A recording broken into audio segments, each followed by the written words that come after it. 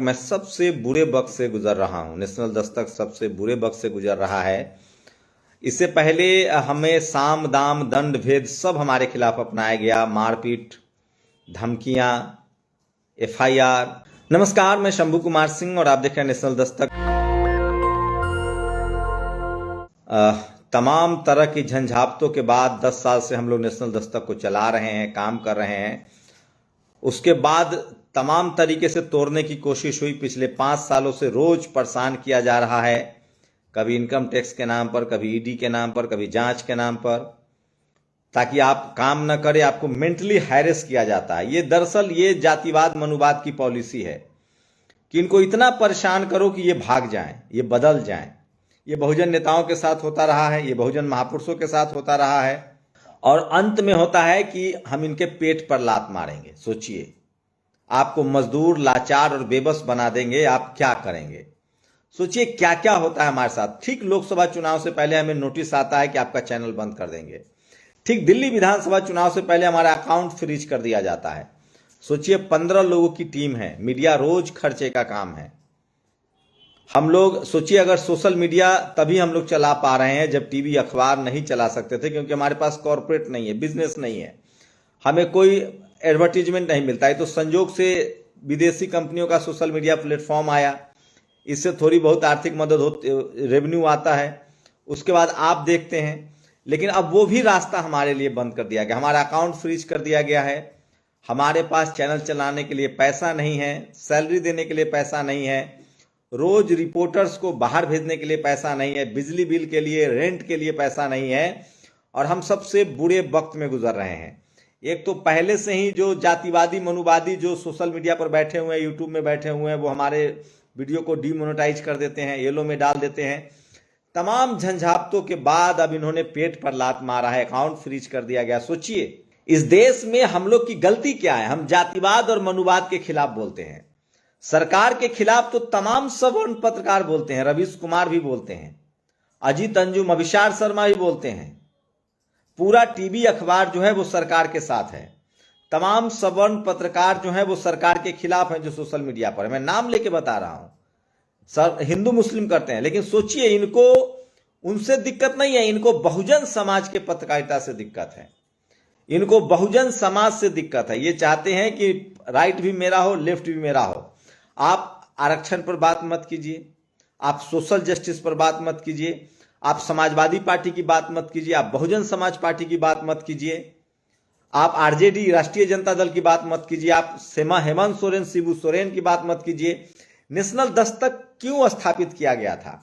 TV अखबार है तो हमारी जरूरत क्यों थी? हमारी जरूरत इसलिए थी कि उन लोगों को, उन तमाम बहुजन दलों को, एससी एसटी ओबीसी की लीडरशिप वाली पार्टियों को, सपा, बसपा, आरजेडी, जेडीयू, जेएमएम, जिनको ये तमाम टीवी अखबार वाले नहीं दिखाते थे, ये कभी कांग्रेस दिखाते थे, कभी बीजेपी दिखाते थे, जिस तरह से ये तमाम टीवी अखबार वाले तमाम बहुजन नेताओं को नहीं दिखाते थे, मायावती जी की कवरेज नहीं, लालू यादव की कवरेज नहीं, उन सबको बेईमान, भ्रष्ट कहते थे। हम लोगों ने देश को बताया, मीडिया के बारे में सच्चाई बताई।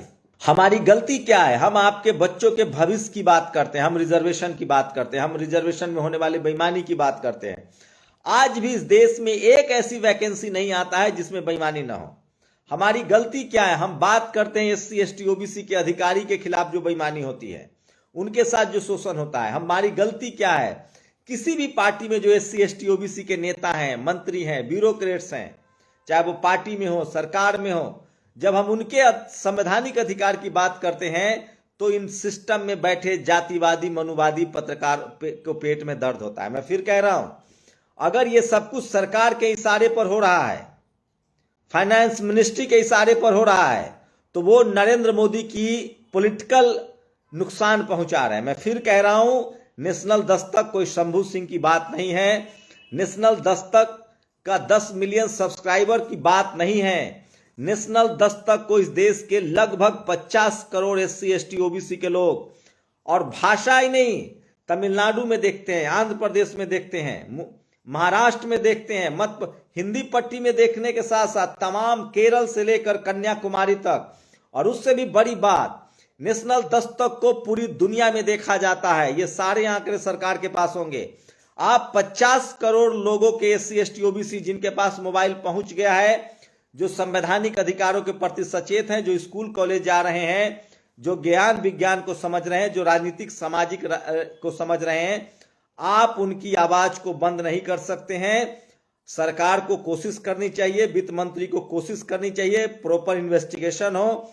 हमारे साथ ज्यादती हो रही है, बिना नोटिस दिए, बिना बताए अकाउंट फ्रीज हो रहा है, बिना बताए चैनल बंद करने की धमकी हो रही। मैं फिर कह रहा हूं, न तो मैं बोलना बंद करूंगा, जब तक मेरी सांसें चल रही है मैं बात करता रहूंगा।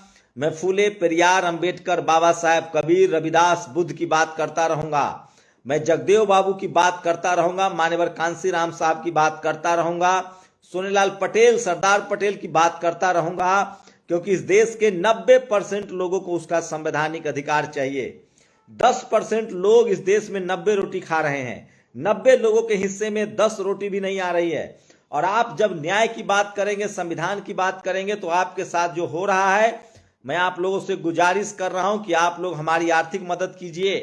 हम अब पूरी तरह से आप पर निर्भर हैं और आपकी आर्थिक मदद ही हमें अब आगे सरवाइव कराएगी। और मुझे पूरा भरोसा है अपने समाज पर।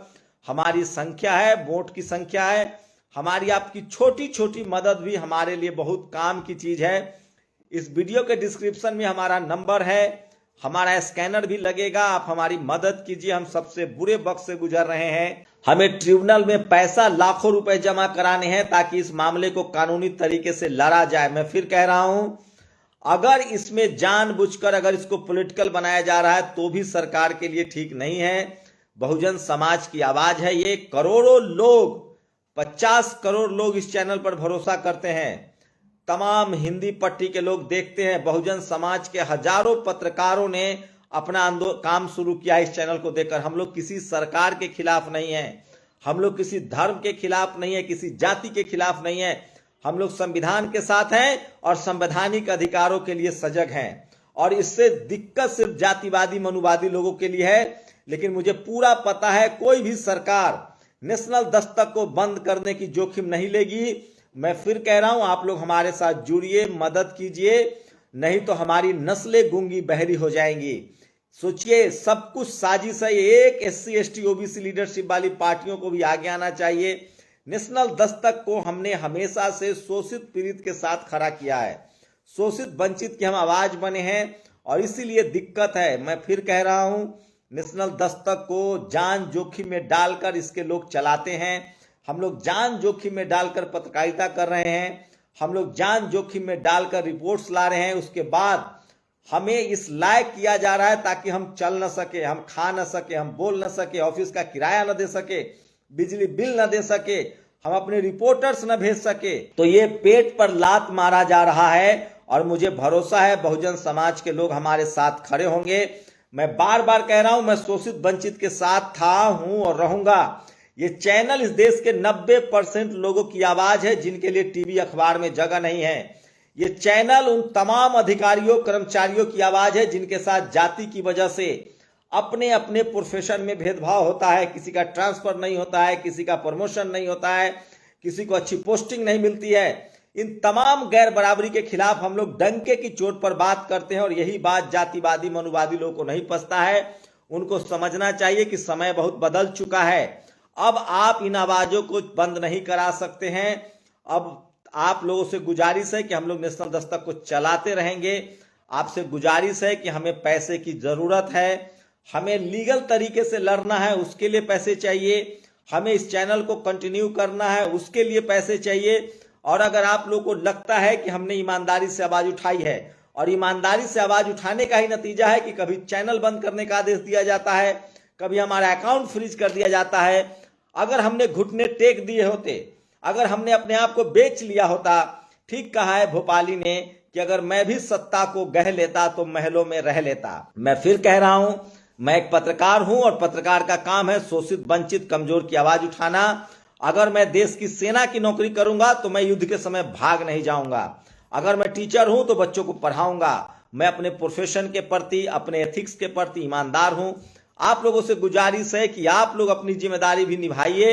हमें नेशनल दस्तक को चलाने के लिए आर्थिक मदद की जरूरत है, क्योंकि हमारा बैंक अकाउंट फ्रीज कर दिया गया है। मैंने हमेशा से आप लोगों से किसी और के लिए मदद मांगी है, किसी को लंदन अमेरिका भेजना है पढ़ाने के लिए, कोई बीमार है, कोई सड़क पर है, आप लोगों ने दिल खोलकर मदद किया है। नेशनल दस्तक की मदद हमने आपसे तब मांगनी शुरू की है जब हमारे पास कोई रास्ता नहीं है, हमारे पास सैलरी देने के लिए पैसे नहीं है, हमारा बैंक अकाउंट फ्रीज कर दिया गया है, चैनल की रीच डाउन कर दी जाती है। उसके बाद भी मैं फिर कह रहा हूं, जब हम लोग अपनी स्थिति बताएंगे कि किस परिस्थितियों में हम लोग 14-14, 15-15 घंटा काम करते हैं, कोई विकल्प नहीं। आज तक 10 साल में एक भी दिन ऐसा नहीं गया होगा जब मैंने वीडियो नहीं बनाया है। जब मेरी मां अस्पताल में थी, बाईपास हो रहा था, तब भी मैं वीडियो बना रहा था। जब मेरे पिता थे, मैं ये बातें इसलिए कह रहा हूं कि हमारा सोशल कमिटमेंट है, क्योंकि मुझे पता है कि SC ST OBC के लोग इस चैनल को देखते हैं। देश के हजारों जिलों में, हजारों शहरों में SC ST OBC के लोग इस पत्रकारिता को जीते हैं, वो पत्रकारिता कर रहे हैं। मैं बार बार कह रहा हूं, दलित, पिछड़े, किसान, आदिवासी, अल्पसंख्यक के संवैधानिक अधिकारों पर कोई बात नहीं करता और वो नेशनल दस्तक करता रहेगा। हमें आपसे गुजारिश है कि हमारी आर्थिक मदद कीजिए, क्योंकि अब हमें आपका सहारा है, इस देश के शोषित वंचितों का सहारा है, क्योंकि हमारे अकाउंट को, बैंक अकाउंट को फ्रीज कर दिया गया है और हमारे पास कोई दूसरा रास्ता नहीं है। उम्मीद है आप समझेंगे। अगर आपकी सहमति है, आपको लगता है कि हमने सच के लिए अपनी जिंदगी दांव पर लगाई है, आपको लगता है कि SC ST OBC, किसान, अल्पसंख्यकों को अपने मीडिया की जरूरत है, तो प्लीज हमारे साथ बने रहिए। आपकी एक एक छोटी छोटी मदद हमें आगे बढ़ने में मदद करेगी। बहुत बहुत शुक्रिया।